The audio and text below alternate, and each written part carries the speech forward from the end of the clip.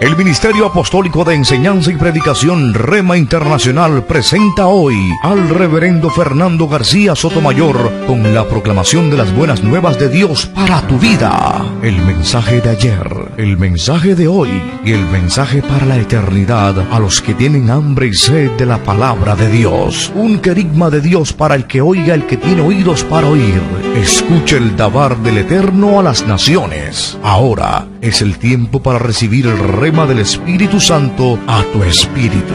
Escuchemos con fe la memra del Señor para el alma. Dice la palabra de Dios en el Evangelio de Marcos capítulo 3, los versículos 13 al 19. Santo Evangelio según San Marcos, capítulo 3, versículos 13 al 19. Leo la Sagrada Escritura en el nombre del Padre, y del Hijo, y del Espíritu Santo. Después subió al monte y llamó así a los que él quiso, y vinieron a él, y estableció a 12, para que estuviesen con él, y para enviarlos a predicar, y que tuviesen autoridad para sanar enfermedades, y para echar fuera demonios. A Simón, a quien puso por sobrenombre Pedro, Jacobo hijo de Zebedeo, y a Juan hermano de Jacobo, a quienes apellidó Boanerges, esto es, hijos del trueno, a Andrés, Felipe, Bartolomé, Mateo, Tomás, Jacobo hijo de Alfeo, Tadeo, Simón el cananita, y Judas Iscariote, el que le entregó, y vinieron a casa. Amén. Dios nos bendiga por esta palabra. El título de esta disertación: los generales de Dios. En un ejército existen grados de autoridad y posiciones diferentes. Cada funcionario tiene un grado de autoridad y tiene también un grado de responsabilidad y una posición en el ejército. De lo contrario sería no un ejército, sino una turba. Un general es el funcionario de más alto rango en el ejército. La iglesia, escuche, es como un ejército que tiene también generales. La palabra apóstol viene del griego apóstolos, que significa uno que ha sido enviado o despachado con un propósito especial o con una autorización oficial. Esta es la primera definición gramatical del vocablo apóstol. Uno que ha sido enviado o despachado con un propósito especial o con una autorización oficial. El término tiene otros dos sentidos o significados. El segundo significado nos habla de una designación a un miembro del grupo de los 12 que el Señor seleccionó para ser de manera especial sus compañeros constantes y los pregoneros iniciales del mensaje del reino de Dios. Aquí estamos hablando de los 12 apóstoles que el Señor Jesús seleccionó para ser de una manera especial sus compañeros constantes, los pioneros, las personas que iban a pregonar inicialmente el mensaje del reino de Dios sobre esta tierra. Pero hay un tercer significado. Este vocablo también designa en un sentido general a maestros y misioneros destacados, como por ejemplo Jacobo, el hermano del Señor, el que llegó a ser posteriormente el primer pastor de la iglesia de Jerusalén. En la carta a los Gálatas, el apóstol Pablo, en el capítulo 1 y el versículo 19, hace mención de Jacobo como un apóstol del Señor. Dice así, Gálatas 1:19, pero no vi a ningún otro de los apóstoles, sino a Jacobo, el hermano del Señor. También se menciona a otro apóstol. Este es llamado Bernabé. En el libro de los Hechos de los Apóstoles, el doctor Lucas, el médico amado, inspirado del Espíritu Santo, también nos hace una referencia a Bernabé y le denomina un apóstol del Señor. Dice el libro de los Hechos, capítulo 14, y el versículo número 14.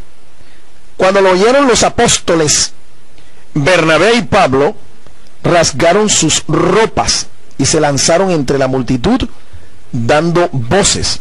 Esto fue un hecho singular que ocurrió en la ciudad de Listra.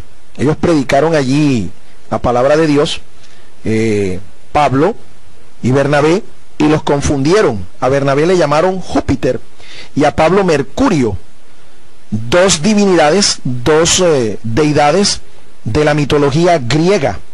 Los confundieron, y dice la escritura que cuando esta gente predicó, Bernabé y Pablo les hicieron sacrificio, les hicieron una ofrenda, la muchedumbre, y trajeron toros y guirnaldas delante de las puertas de la ciudad. Pero los apóstoles, dice aquí Lucas, Bernabé y Pablo rasgaron sus ropas. Note usted cómo Lucas designa a Bernabé y a Pablo apóstoles. También se dice que Timoteo y Silas eran también apóstoles del equipo apostólico del apóstol Pablo. Dice en la primera a los tesalonicenses, carta escrita por el apóstol San Pablo, en el capítulo número 1, primera carta a los tesalonicenses, el capítulo número 1 y el versículo 1. Escuchen lo que dice el testimonio de la palabra escrita, la palabra de Dios.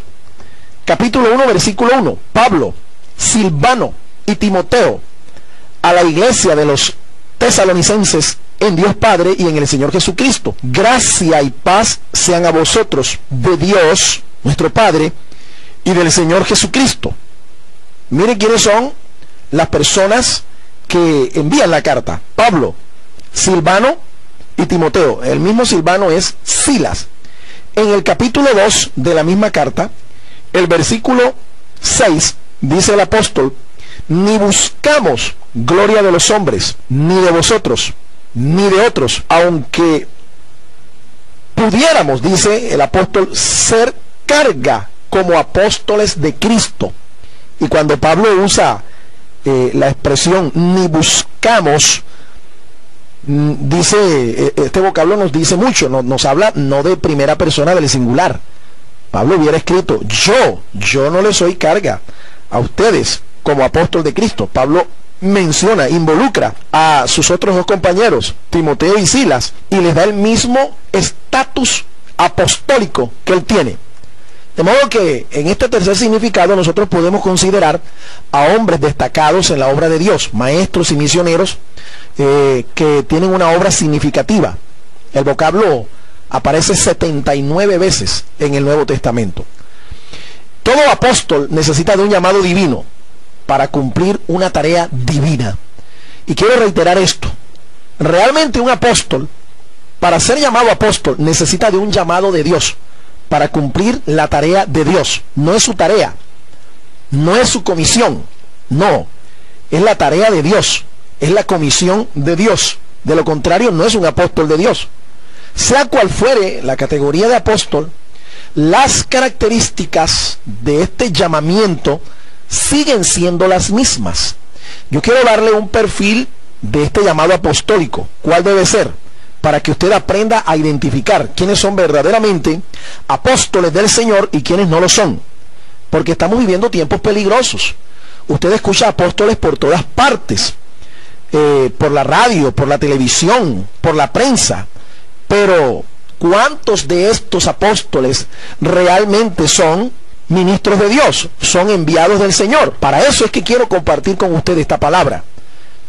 Una de las cosas más importantes, repito, es que este apóstol de Dios debe tener un llamado de Dios para cumplir la tarea de Dios. Y la primera característica de este llamado es de que este llamado es de carácter divino, no es humano. Es de carácter divino, no es humano. No lo ha llamado ningún hombre, lo ha llamado Dios. Por eso necesita de mucha oración. El apóstol es un hombre de mucha oración. Tiene que ser un hombre entregado a la oración, un hombre que pueda ser testimonio para sus discípulos en cuanto a la práctica de la oración.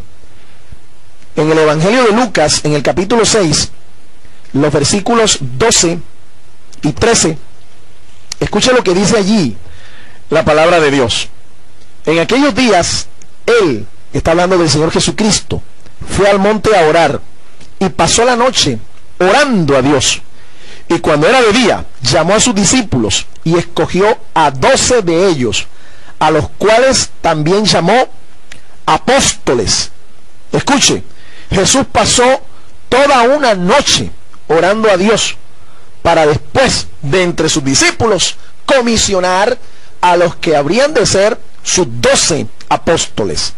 Por eso es que el apóstol necesita orar mucho. Ahora, Jesucristo es el apóstol de nuestra fe. Él es el apóstol de nuestra profesión. Y Él como apóstol nos marca una pauta para que los demás que tienen este llamado apostólico también hagan lo mismo. Cuando un apóstol va a nombrar su equipo de trabajo, lo va a designar, tiene que orar mucho a Dios, porque si no lo hace, se puede equivocar. Y puede designar a personas a las cuales el Señor no ha llamado. Tiene que ser realmente dirigido por Dios a través de la oración.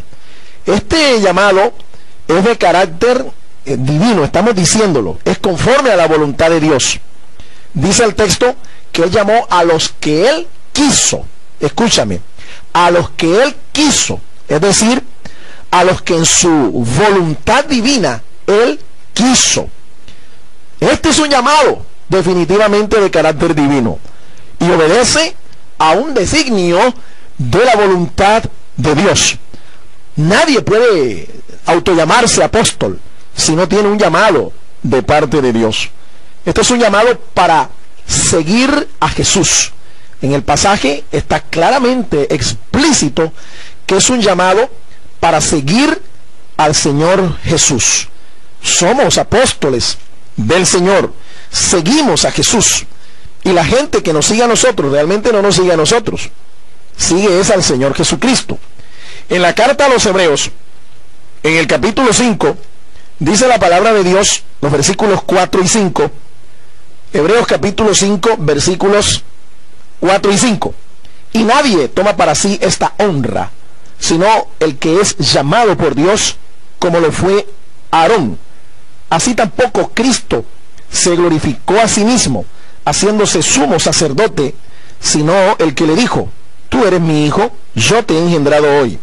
Aquí tenemos un ejemplo tremendo de quien recibió el llamado, tanto Aarón, quien fue sumo sacerdote del orden levítico en el antiguo pacto, y quién fue el que llamó a Jesucristo y lo constituyó apóstol y de nuestra profesión de fe. El llamado vino de Dios, y el llamado que el Señor nos hace cuando nos constituye apóstoles de Él es para que la gente siga a Jesús. Es para que la gente siga a Jesús. Por esta razón, nadie debe tomar para sí esta honra. Nadie se debe autoproclamar apóstol si realmente no ha tenido un llamado de carácter celestial, un llamado de carácter divino. Nadie puede tomar esta honra porque Dios es el que llama. Él es quien llama, no los hombres, no son los concilios, no son las corporaciones cristianas, no son las corporaciones o iglesias. No, el que llama es Dios. Él es el que da el ministerio. Nosotros sencillamente educamos a la gente, nosotros ayudamos en el proceso de entrenamiento y formación de la gente para que se conviertan en seguidores de Jesucristo. Nadie debe tomar para sí esta honra como lo hizo el Señor Jesucristo y como lo hizo Aarón. Hay que seguir entonces el ejemplo de Aarón, que esperó ser llamado por Dios para ocupar el sumo sacerdocio del orden levítico en el antiguo pacto. Seguir el ejemplo de nuestro Señor Jesucristo, quien fue el Padre, quien lo envió para que Él se constituyera en el apóstol de nuestra fe, el apóstol de nuestra profesión. Bendito y alabado sea el nombre del Señor. Hay que seguir entonces este ejemplo y no seguir el ejemplo de aquellos que se autoproclaman hoy apóstoles. La pregunta es: ¿quién los llamó? ¿quién los constituyó apóstoles? Número 2, este llamamiento es con propósitos gloriosos. Tiene propósitos gloriosos. Escúcheme, no es para cosas pequeñas. Cuando Dios te llama es con un propósito grande. Para eso se requiere una comunión íntima con Él. Primero, antes de ser apóstoles, los 12 fueron discípulos del Señor y tuvieron comunión con Él, estuvieron con Él, comieron con Él, caminaron con Él, vivieron con Él. Ellos dormían con Él. En otras palabras, tenían íntima comunión con el Señor. ¿Y sabe qué? Antes de ser un enviado, usted debe ser un adorador del Señor y debe permanecer en la presencia del Señor. Ningún apóstol que no esté en la presencia del Señor puede llevar la presencia del Señor a otros. Escuche eso. Nadie que no esté en la presencia del Señor puede llevar la presencia del Señor a otros. Por eso es que es tan importante que se entienda el propósito de este llamamiento apostólico. Otro propósito glorioso es el predicar la palabra de Dios. Los llamó para predicar la palabra de Dios. Esta es una de las dos prioridades del ministerio de todo aquel que quiere servir al Señor. Óigame, estas son las dos prioridades del ministerio. No hay más prioridades. En el libro de los Hechos se registra un episodio cuando la iglesia comenzó a crecer. La iglesia comenzó a tener problemas de orden doméstico y la congregación en Jerusalén quería designar a los apóstoles para que resolviera un problema doméstico. ¿Cuál era el problema?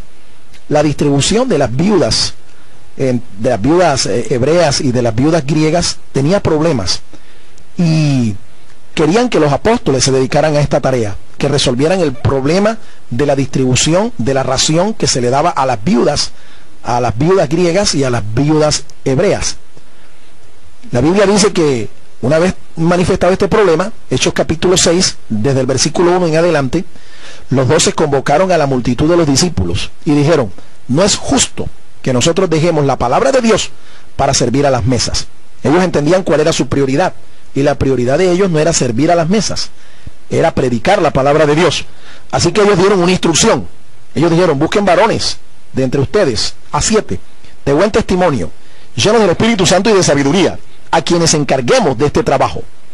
Y dice el versículo 4, y ahí está la prioridad de todo el que es un apóstol del Señor: nosotros persistiremos en la oración y en el ministerio de la palabra. Ahí está las dos prioridades de todo aquel que es un apóstol, de todo aquel en general que es un ministro del Señor. Dios te ha llamado a predicar la palabra de Dios.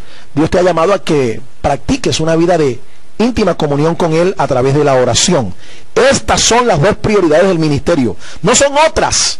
Algunos creen que el apóstol es aquel que anda por allí organizando, que anda por ahí haciendo programas o retiros o campañas dedicados a cultivar de pronto el nombre, la imagen de la corporación, el nombre del ministerio. No, y no.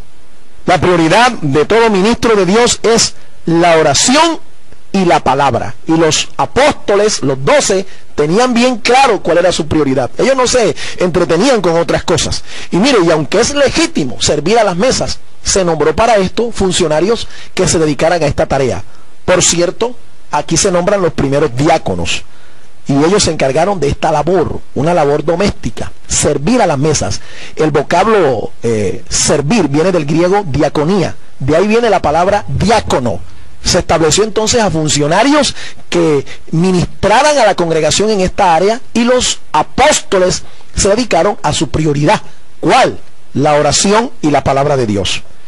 Este llamamiento también involucra el tener autoridad espiritual.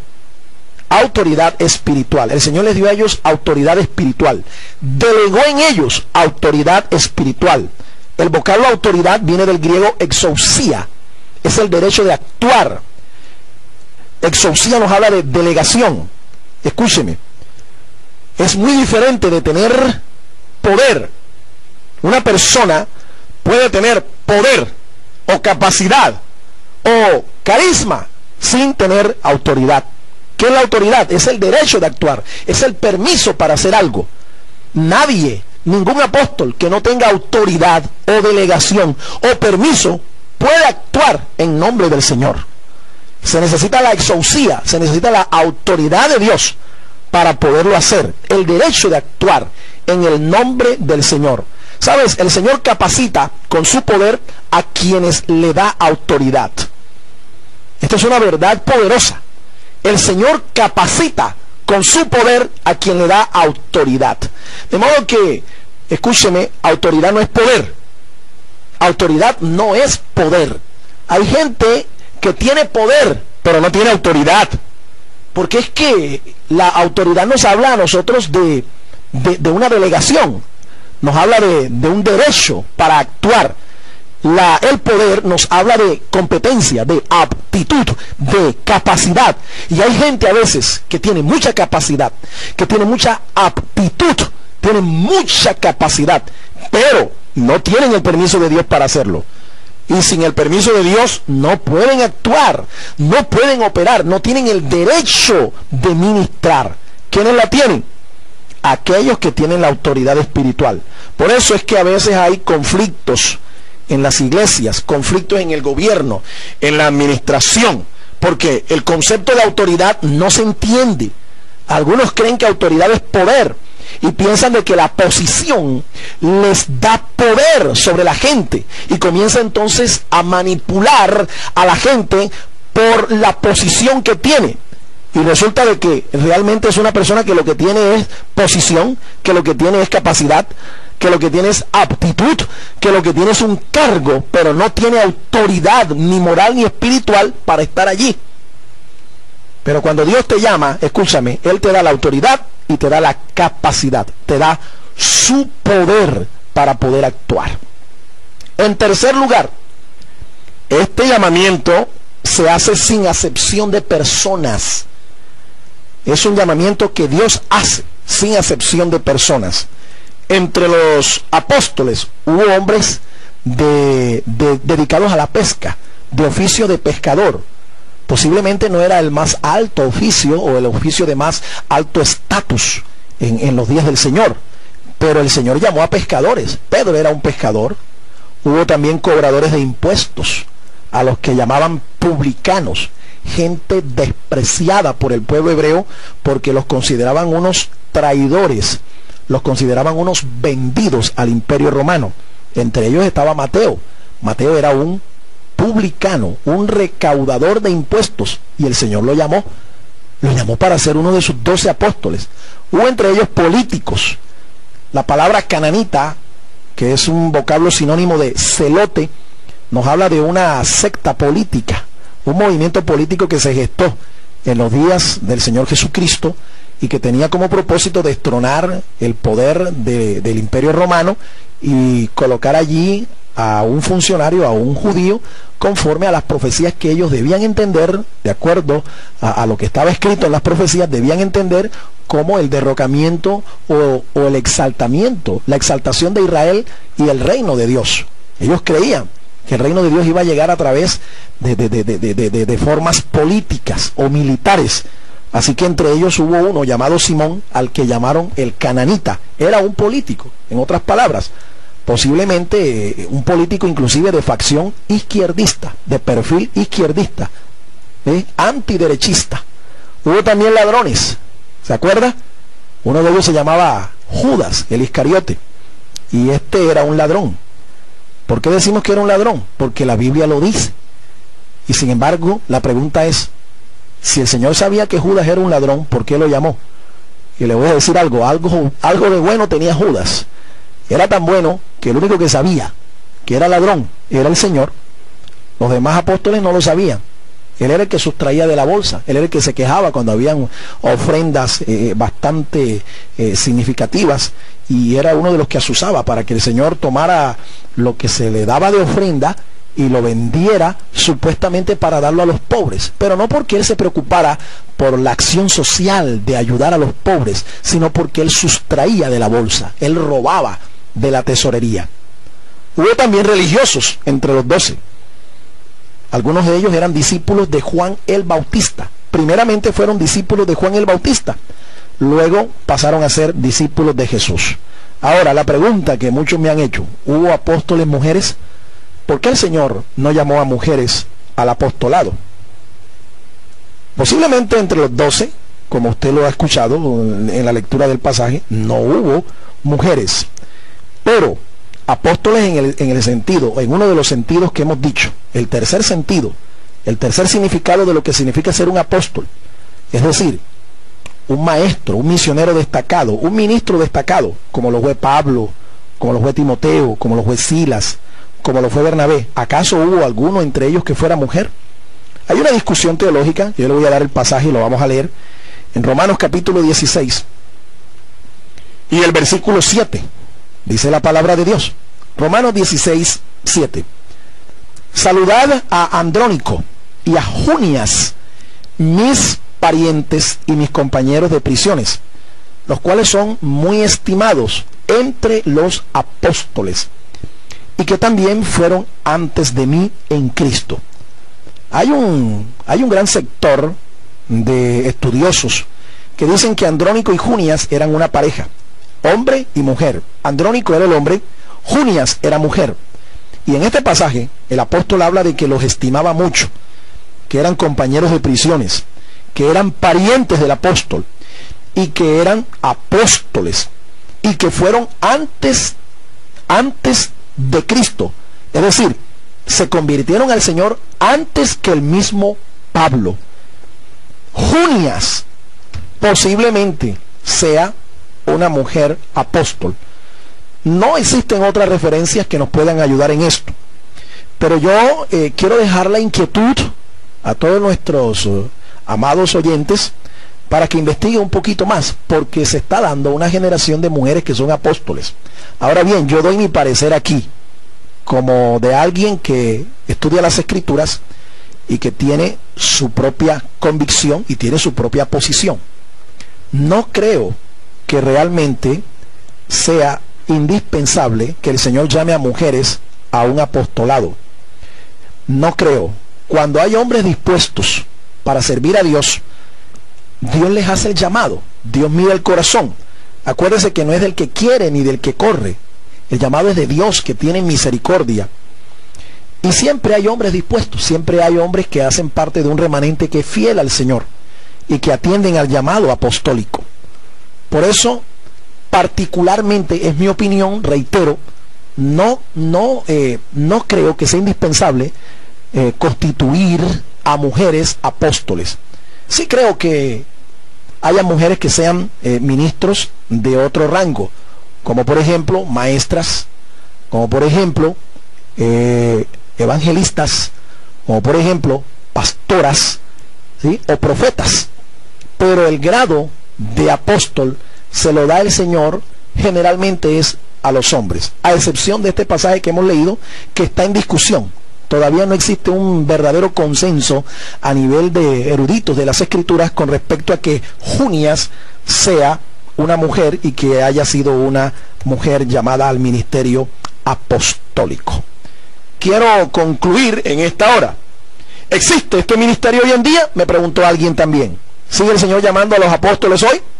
Yo creo que sí. Según Efesios capítulo 4, el versículo 11, dice allí el apóstol Pablo, cuando escribe su carta a la iglesia de los Efesios, capítulo 4, versículo 11, y él mismo constituyó a unos apóstoles, a otros profetas, a otros evangelistas, a otros pastores y maestros, a fin de perfeccionar a los santos para la obra del ministerio, para la edificación del cuerpo de Cristo, hasta que todos lleguemos a la unidad de la fe y del conocimiento del Hijo de Dios, a un varón perfecto a la medida de la estatura de la plenitud de Cristo.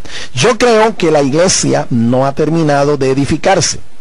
Creo que todavía estamos creciendo en esta medida de fe y de conocimiento. Todavía no hemos alcanzado esta plenitud de estatura como la de Cristo. De modo que si aún la iglesia no ha llegado a su punto final, al producto final que ella debe llegar, quiere decir entonces que aún el Señor sigue llamando a hombres, aún el Señor sigue llamando ministros, aún el Señor sigue enviando obreros a la mies. Es más, el consejo del Señor es que oremos al Señor de la mies para que envíe obreros a su mies. Así que yo creo que sigue llamando hoy el Señor. Él sigue llamando. ¿Serás tú uno de los que le diga al Señor a ese llamado? ¿Serás tú uno de los que le diga, heme aquí, Señor, envíame a mí? Tal vez no en el sentido en que lo fueron los 12, pero sí en los otros dos sentidos. El llamado sigue en pie hoy, porque la mies es mucha, la necesidad es mucha, y los obreros son pocos, porque la recompensa es gloriosa. Así que mantenga la actitud y mantenga la disposición del profeta antiguo cuando dijo, heme aquí, Señor, envíame a mí.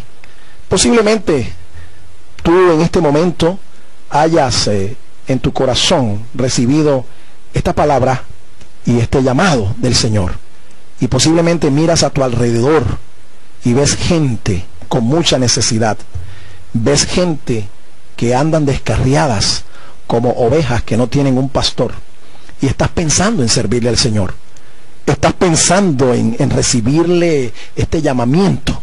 Escúchame, Dios siempre nos hace dos llamados, uno a la salvación, y el otro llamado que el Señor nos hace es al servicio. Si ya eres salvo, ahora debes atender el llamado al servicio, porque repito, la mies es mucha y los obreros son pocos. Se necesita más obreros, porque la obra del Señor aún no ha terminado en esta tierra, y Él te requiere a ti. Él te requiere a ti. ¿Serás tú el hombre de Dios para el tiempo de hoy? ¿Serás tú, o Dios tendrá que llamar a otro? Dios te bendiga. El Ministerio Apostólico Rema Internacional pone a disposición esta predicación. Ofrecemos ministración a simposios, seminarios, campañas evangelísticas, educación globalizada sana y de carácter interdenominacional. Escríbanos a ministerioremainternacional@gmail.com o llámenos al celular 316-270-7181.